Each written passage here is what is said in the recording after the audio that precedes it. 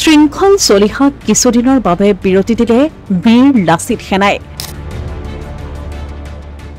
কিয় এই সিদ্ধান্ত ললে বীৰ লাচিত সেনাই? সংগঠনটোৰ মুখ্য সচিব ৰন্তু পানীফুকনে কলে সকলো কথা। অসমীয়া প্ৰতিদিন ডিজিটেলৰ সৈতে হোৱা টেলিফোনিক বাৰ্তালাপত কি কলে শুনক ৰন্তু পানীফুকনে। শেহতীয়াকৈ এটা খবৰ চৰ্চা হৈছে যে বীৰ লাচিত সেনাৰ শৃংখল চলিয়াক আপোনালোকে কিছুদিনৰ কাৰণে বিৰতি দিছে। এই সিদ্ধান্তটো কিয় ল'ব লগা হ'ল? নহয়, আপুনি দুদিনমানৰ পৰা দেখিব যে খুব বিৰামহীনভাৱে আচলতে সাংগঠনিক কাম কাজবিলাক চলাই আছে। কালি শৃংখল চলিয়া মোৰ লগত গুৱাহাটীত আমি একেলগে আছিলো আৰু শৰীৰ যে অসুস্থ হৈছিলে সেই কথা বতৰাবিলাক আমাক জনাইছিল। আজিও এঘণ্টামান আলোচনা হৈছে, তেওঁৰ মাকৰ লগতো আলোচনা হ'ল, তেওঁৰ পৰিবাৰৰ লগতো আলোচনা হৈছে আৰু সেইকাৰণে কোনোবাখিনিত লাগিছে যে শৃংখল চলিয়া কিছু জিৰণি লোৱাৰ প্ৰয়োজনীয়তা আছে। ডাক্তৰৰ লগতো আলোচনা হ'ল, তেওঁৰ যিজন ডাক্তৰে চাই আছিল তেওঁ ক'লে যে কিছু বিৰাম শৃংখল চলিয়াক দিব লাগে সংগঠনৰ মজিয়াৰ পৰা, কাৰণ সৰু এটা অস্ত্ৰোপচাৰ আছে। তাৰ লগে লগে আপোনালোকে দেখিছে এই যিটো মানসিক যিটো অস্থিৰতা, মানসিক অস্থিৰতাটো আচলতে কেইদিনমানৰ পৰা এচাম ন্যস্ত স্বাৰ্থজড়িত মহলে উদ্দেশ্যপ্ৰণোদিতভাৱে আৰু ষড়যন্ত্ৰমূলকভাৱে সমস্ত সমালোচনাৰ কেন্দ্ৰবিন্দু শৃংখল চলিয়াক তেওঁলোকে কৰি লৈছে। বিভিন্ন ধৰণৰ ভুৱা অপযোগ অপবাদ দি তেওঁলোকে আখৰিক এটা তৃপ্তি তেওঁলোকে লভা দেখিবলৈ পোৱা গৈছে। বিভিন্ন সময়ত আপুনি দেখিব কেতিয়াবা যদি শৃংখল চলিয়াক হিমন্ত বিশ্ব শৰ্মাৰ এজেণ্ট, কেতিয়াবা বিজেপিৰ এজেণ্ট, এনেকুৱা ধৰণৰ অভিধাবিলাক দিবলৈ তেওঁলোকে আৰম্ভ কৰিছে, যিবিলাকে সাংঘাতিক ধৰণে আচলতে ভিতৰি মনোকষ্টত শৃংখল চলিয়াক ভোগাইছে।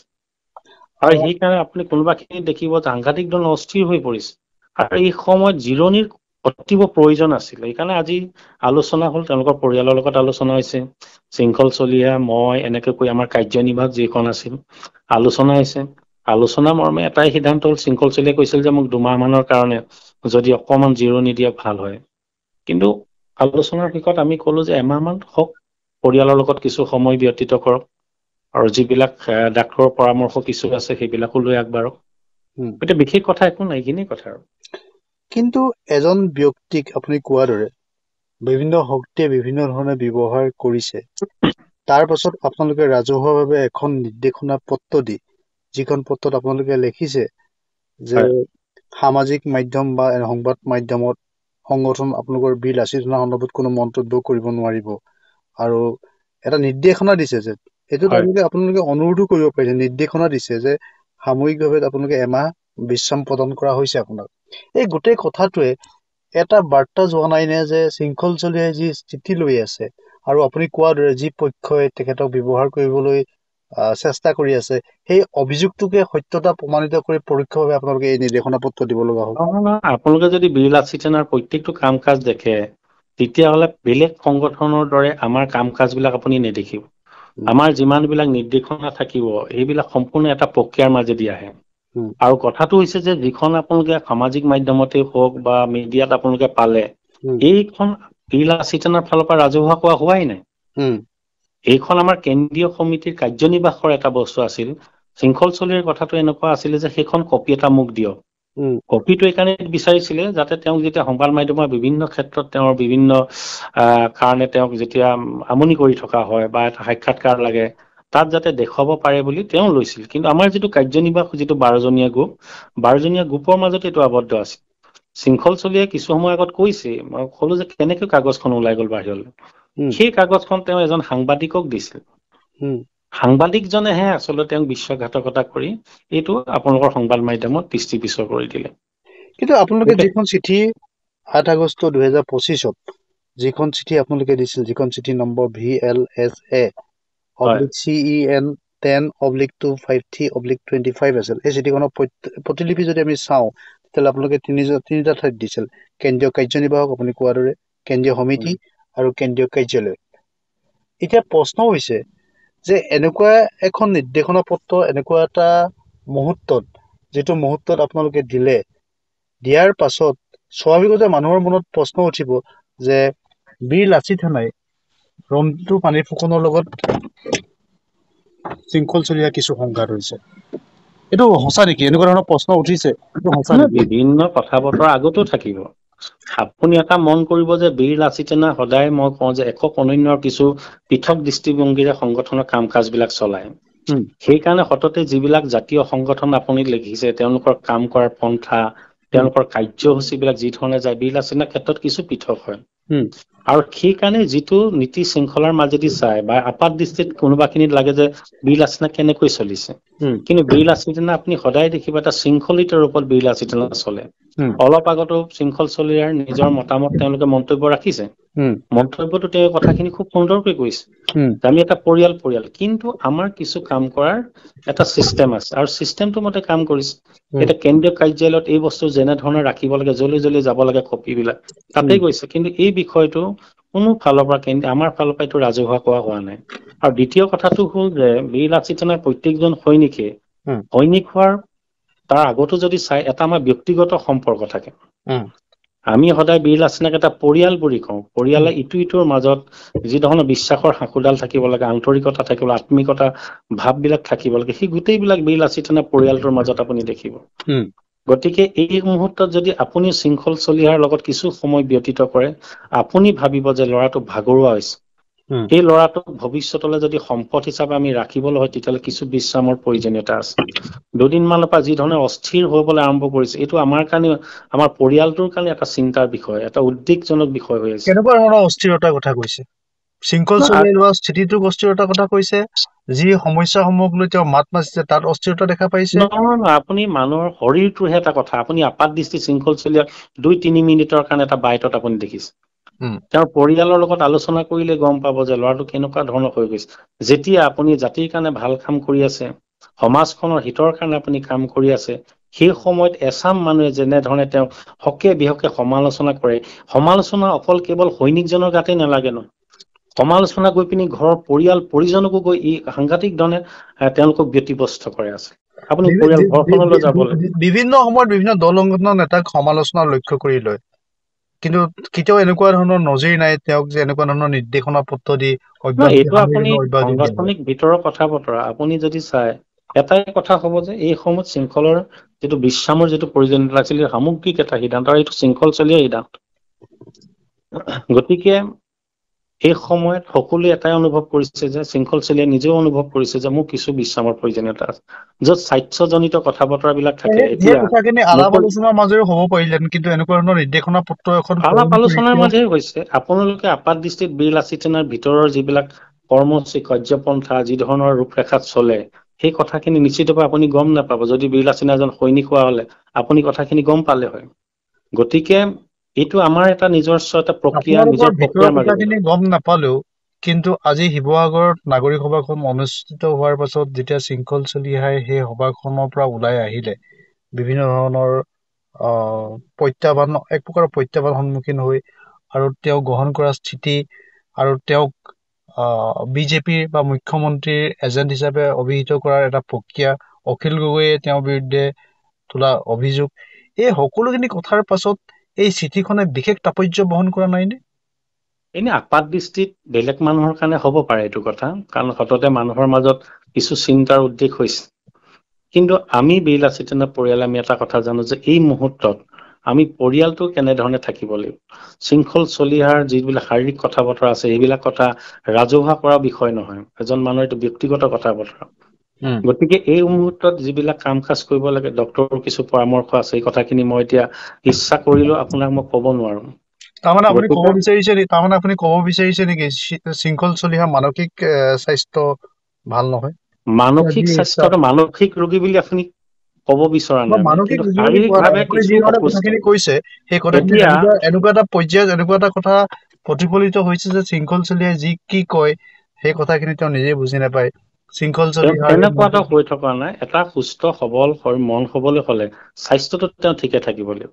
এতিয়া শৃংখল চলি এটা জেগাত ভালকৈ বহি থাকিব নোৱাৰে, এই কথাটো আপোনাকো এবাৰ কৈছে। মই এটা সাক্ষাৎকাৰ দেখিছো যে শৃংখল চলিয়াৰ ফিস্তুলা আছে গোটেই এটা জেগাত, সেইটো বস্তু বহুত সাংঘাতিক ধৰণে তাক এতিয়া দিগদাৰ কৰিছে কেইদিনমান আগৰ পৰা। আমি এনেকৈ বুজিব পাৰো নি শৃংখল চলিহা চৰকাৰী পক্ষৰ এজেণ্ট হৈ গ'ল, যাৰ বাবে আপোনালোকে এনেকুৱা এটা কঠোৰ সিদ্ধান্ত ল'ব লগা হ'ল? তেনেকুৱা এটা পৰোক্ষ ইংগিত আপোনালোকে এই স্থিতিটোৱে, এই সিদ্ধান্তটোৱে ল'ব বিচাৰে, এনেকুৱা ধৰণে ভাবিব পাৰো নেকি?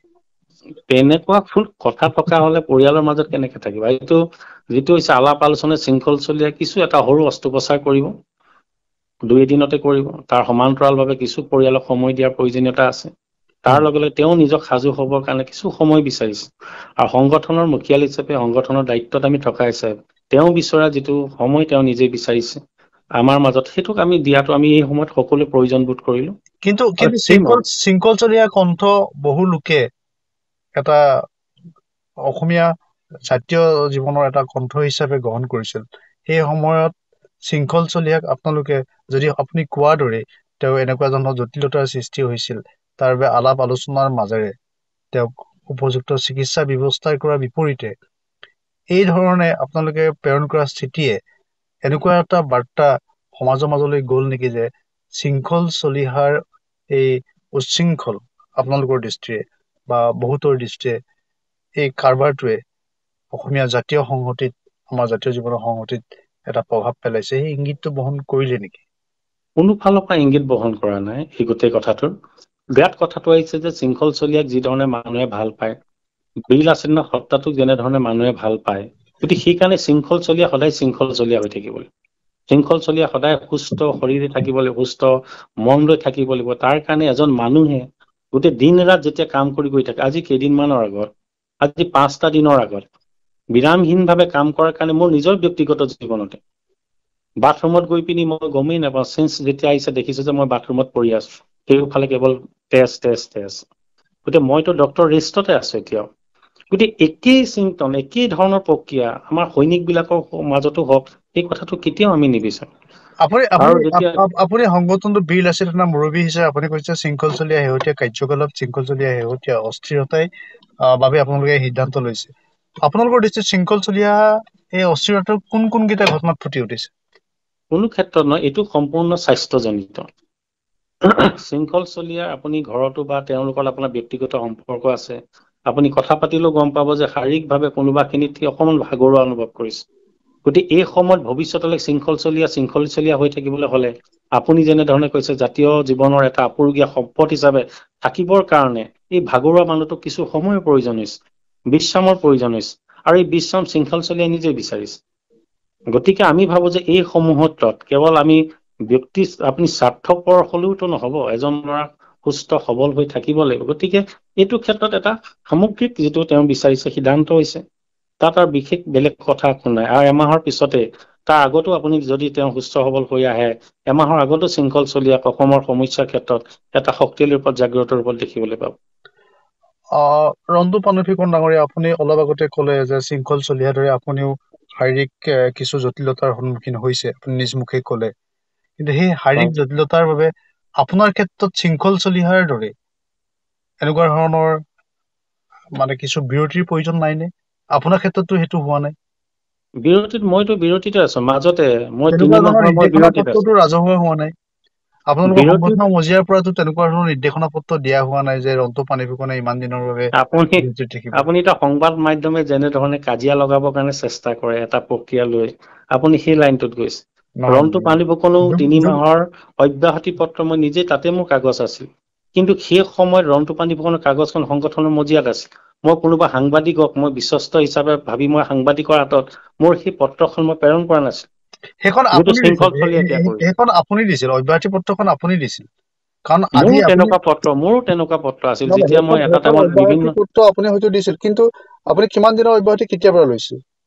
মই 3 মাহৰ এটা মই সময় লৈছিলো, যি সময়ত আমি ছাত্ৰ বেলেগ এটা লাইনত মই গুচি গৈছিলো। সেই সময়ত শৃংখল চলিয়াৰ হৰকুমাৰ গগৈয়ে বীৰ লাচিত সেনা মুখ্য সচিবৰ দায়িত্ব পালন কৰি আছে। কিন্তু গতিকে এটা সাংগঠনিক ভিতৰ প্ৰক্ৰিয়া। আজি যিখন নিৰ্দেশনা আপুনি পত্ৰ যদি আপোনালোকে বীৰ দিছে, লাচিত সেনা অসমক যদি আপুনি সদৌ অসম ছাত্ৰ সন্থাৰ লগত তুলনা কৰিব যায়, বা জাতীয়তাবাদী যুৱ ছাত্ৰ পৰিষদৰ দৰে সাংবিধানিকভাৱে কাম কাজখিনিৰ ক্ষেত্ৰত আপুনি যদি চাবলৈ যায়, তেতিয়াহ'লে আপুনি এইবিলাক যিবিলাক প্ৰশ্ন আপোনাৰ মনত উদ্বেগ হৈছে নিশ্চিতভাৱে হ'ব। কিন্তু ৰন্তু বীৰ পানৈফিকন লাচিত সেনা ডাঙৰীয়া, আপুনি সংবিধানখন চালে এই প্ৰশ্নখিনি অকল মোৰ বুলি নহয়, এই প্ৰশ্নখিনি বহুতৰ মনত উদ্বেগ হৈছে। যি শৃংখল চলিয়াক ভাল পাওক বেয়া পাওক, ভাল পোৱা সকলে কৈছে যে এই সিদ্ধান্তটো কিয় লব লগা হ'ল, বেয়া পোৱা সকলে কৈছে যে এনেকুৱা এটা সিদ্ধান্ত লোৱাৰ প্ৰয়োজন আছিল। কিন্তু অখিল গগৈয়ে আপোনালৈ এখন চিঠি প্ৰেৰণ কৰাৰ পাছতে বা নাগৰিক সভাখনত শৃংখল চলিহাৰ ভূমিকাটোৰ পাছতে আপোনালোকে খুব খৰতকীয়াকৈ লিখা এই চিঠিখনে কিন্তু বহু অৰ্থ বহন কৰিছে। আমি বীৰ লাচিত সেনাখন সদায় অসমীয়া মানুহ খিলঞ্জীয়া প্ৰতিহে দায়বদ্ধ। গতিকে কোনোবা ৰাজনৈতিক দলৰ সি অখিল গগৈ হওক বা বিভিন্ন পক্ষই হওক, তেওঁলোকে দিয়া চিঠি আমাক প্ৰভাৱিত কৰিব তেনেকুৱা ধৰণৰ কোনো কথা নাই, বা তেওঁলোকৰ কথা মতে উঠা বহা কৰা নজিৰ পূৰ্বতেও বীৰ লাচিত সেনা নাই, ভৱিষ্যতলৈও নাথাকে। কিন্তু অখিল গগৈ যিখন মুকলি পত্ৰ আপোনালৈ লিখিছিল, সেই পত্ৰখনত শৃংখল চলিহা সন্দৰ্ভত যিখিনি কথা লিখিছিল, তাৰ পাছতে আপোনাৰ এই স্থিতি, আপুনি এজন এই সংগঠনটোৰ বীৰ লাচিত সেনাৰ অসমৰ মুখ্য সচিব হিচাপে লোৱা এই সিদ্ধান্তই কিন্তু এই গোটেই কথাখিনিত কিবা এটা প্ৰশ্নবোধক চিহ্ন থৈ গৈছে। য'ত বীৰ লাচিত সেনা অসমৰ প্ৰত্যেকজন সৈনিকৰ য'ত স্বাস্থ্যৰ কথাটো জড়িত থাকিব, য'ত মানুহজনৰ ভৱিষ্যতৰ কথাটো জড়িত হৈ থাকিব, য'ত তেখেতৰ পৰিয়ালৰ কথাবিলাক জড়িত হৈ থাকিব, নিশ্চিতভাৱে বীৰ লাচিত সেনাৰ প্ৰত্যেকজন নেতৃত্বই আমি যিবিলাক এতিয়া কাৰ্যসূচী লৈছে, যিবিলাক সিদ্ধান্ত সামগ্ৰিকভাৱে লোৱা হৈছে, সেই সিদ্ধান্ততে ভৱিষ্যতৰ বীৰ লাচিত সেনাৰ প্ৰত্যেকজন নেতৃত্বই বাহাল থাকিব। কিন্তু তথাপিও অখিল গগৈ সেই পত্ৰখনে আপোনাক এনেধৰণৰ এটা সিদ্ধান্ত ল'বৰ কাৰণে অনুঘটকৰ ভূমিকা পালন কৰা বীৰ লাচিত সেনাৰ সামগ্ৰিক সিদ্ধান্ত ৰন্টু পানী ফুকনে নলয়। বীৰ লাচিত সেনাৰ সামগ্ৰিক সিদ্ধান্ত বীৰ লাচিত সেনাৰ কাৰ্যনিৰ্বাহকে ল'ব, আৰু কাৰ্যনিৰ্বাহকৰ এজন অংশীদাৰ আমাৰ শৃংখল চলিহা। গতিকে শৃংখল চলিহা ইতিমধ্যে তেওঁ নিজৰ মন্তব্য ৰাখিছে। তাৰ সমান্তৰাল ৰূপত আমি কেন্দ্ৰীয় সমিতিৰ ফালৰ পৰা গোটেই বিষয়টো ইতিমধ্যে ৰাইজৰ কাৰণে আমি মুকলি কৰি দিছো। আমাৰ ক'বলগীয়া কথা কি আছিল, কি নাই, প্ৰেক্ষাপট কি আছে, সকলো বস্তু ইতিমধ্যে অসমবাসী ৰাইজক আমি জনাই দিছো। আপুনি মোক এটা কথা স্পষ্টকৈ কওক, শৃংখল চলিহাই যি শেহতীয়াকৈ যি স্থিতি লৈছিল, সেই স্থিতি বীৰ লাচিত সেনা স্থিতি নে অকল শৃংখল চলিহা স্থিতি? অসমক ভাল পোৱা, অসম বিৰোধী পদক্ষেপক প্ৰতিহত কৰিব পৰা, অসমীয়া জাতীয় জীৱনক প্ৰত্যাহ্বান জনোৱা প্ৰত্যেকটো পদক্ষেপ নিশ্চিতভাৱে বীৰ লাচিত সেনা আগবঢ়াই লৈ যাব, আৰু বীৰ লাচিত সেনা এজন নিষ্ঠাবান সৈনিক শৃংখল চলিয়া।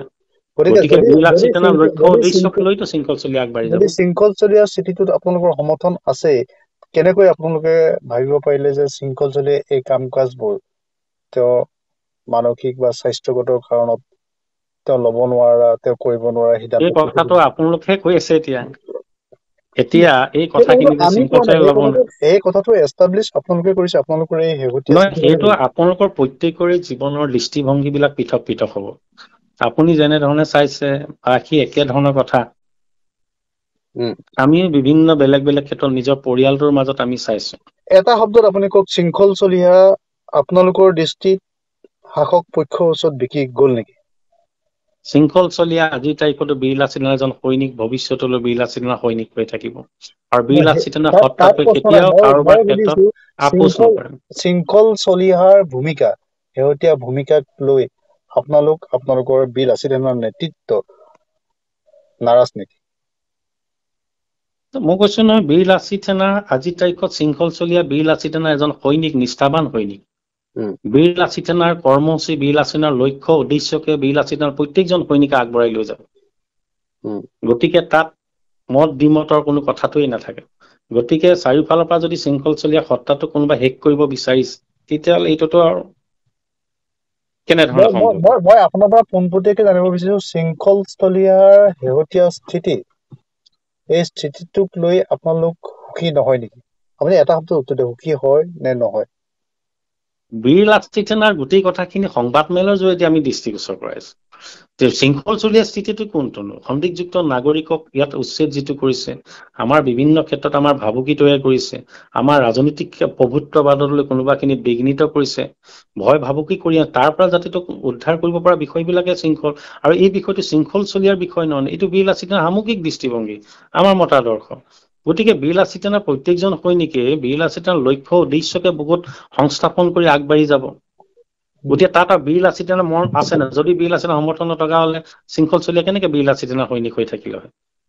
গতিকে বীৰ লাচিত সেনাৰ লক্ষ্য উদ্দেশ্যকে সক্ৰিয়তাটোক লৈ আপোনালোক সন্তুষ্ট নহয়? বীৰ লাচিত সেনাৰ অস্থিৰতাক লৈ তেওঁৰ পৰিয়ালে হওক, তেওঁ নিজেই, কিন্তু যেতিয়া আপুনি সাংঘাতিক ধৰণে অসুস্থ হ'ব, সেই কথাখিনি মই গম পাম নেকি? আপুনিহে গম পাব।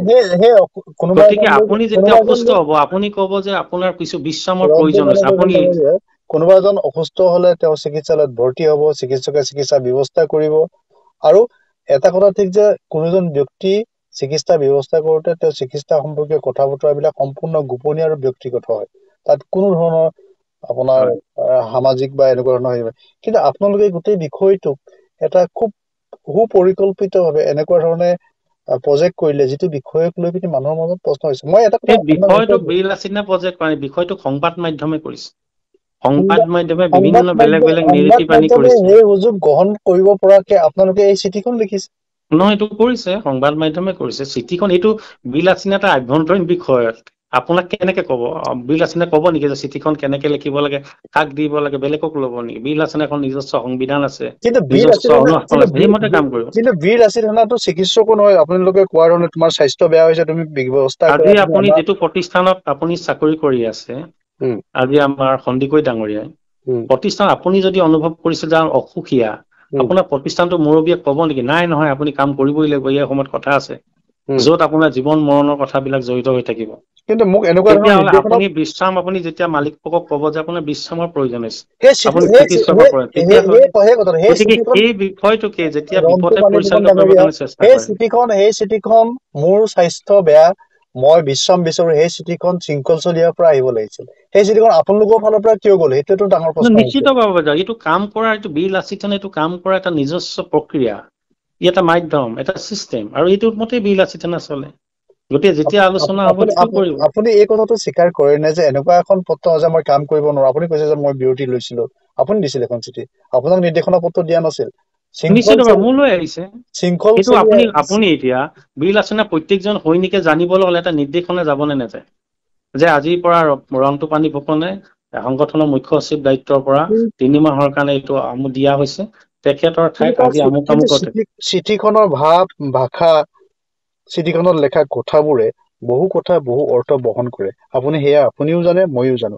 আপুনি যিখন চিঠিত আপুনি লিখিছিলে যে আজি তাৰিখৰ পৰা কাৰ্যকৰী হোৱাকৈ 8 ছেপ্টেম্বৰ 2025 তাৰিখলৈকে আপোনাক সামাজিক মাধ্যম, সংবাদ মাধ্যম, সাংবাদিক সকলো ধৰণৰ কাৰ্যসূচীৰ পৰা বিৰত থাকিবলৈ নিৰ্দেশনাৰ জৰিয়তে সামগ্ৰিক বিশ্ৰাম প্ৰদান কৰা হ'ল। তাৰমানে আপোনালোকে নিৰ্দেশ দিছে কাৰোবাক? আপোনালোকে বিল আছিখন এটা সৈনিক হয়, বিল আছিনা নিজস্ব মই কৈছো এটা ষ্টাইল আছে কাম কৰাৰ। প্ৰত্যেকখন পত্ৰ আমাৰ এনেকে হৈ যায়। আমাৰ ইয়াত কেতিয়াও কোনোবা জেগাত সভাপতি বা আমাৰ কোনো স্থায়ী সমিতি নাই, কেতিয়াবা সভাপতি আমাৰ ইয়াত নিযুক্তি হয়, ইয়াত সভাপতি নিযুক্তি হ'ব, কোনোবা জেগাত মুখ্য সচিব নিযুক্তি হয়, তাৰ পৰা বেলেগকে গুচি গ'ল আমাৰ অধিৱেশন কথা। মই এতিয়া কথাটো হৈছে মানে এই গোটেই কথাখিনি আমাৰ একোৱেই নাই, আমাৰ পৰিয়ালটোৰ মাজত অলপ আগত শৃংখল চলিয়াই ষ্টেটমেণ্ট দি আছে। গতিকে কথাবিলাক আমি ৰাইজৰ দৃষ্টিগোচৰ আমি কৰিলো। এই পত্ৰখন প্ৰেৰণ কৰাৰ পাছত শৃংখল চলিহাৰ প্ৰতিক্ৰিয়া, শৃংখল চলিহাৰ লগত আপোনাৰ যোগাযোগ হৈছিল ন? শৃংখল চলিয়াই কি কয় আপোনাক? মই কথা পাতি আছো, অলপ আগত শৃংখল চলিয়াই প্ৰতিক্ৰিয়া দিছে যে মই 3 মাহৰ কাৰণে মই অব্যাহতি বিচাৰিছিলো মুখ্য সচিব ডাঙৰীয়াক আৰু সভাপতি ডাঙৰীয়াক, কিন্তু তেওঁলোকে আমাক এমাহ, সেইটো সত্য কথা কৈছে। কিন্তু আমি কলো যে এই সময় এনেকুৱা নহয়, অলপ সোনকালে ভাল হৈ এই কামখিনি কৰিব লাগিব। এতিয়া আপোনালোকে তেওঁ চিকিৎসাৰ কি ব্যৱস্থা কৰিছে, ক'ত ব্যৱস্থা কৰিছে? আপোনালোকৰ সেইটোতো দায়িত্ব আছে।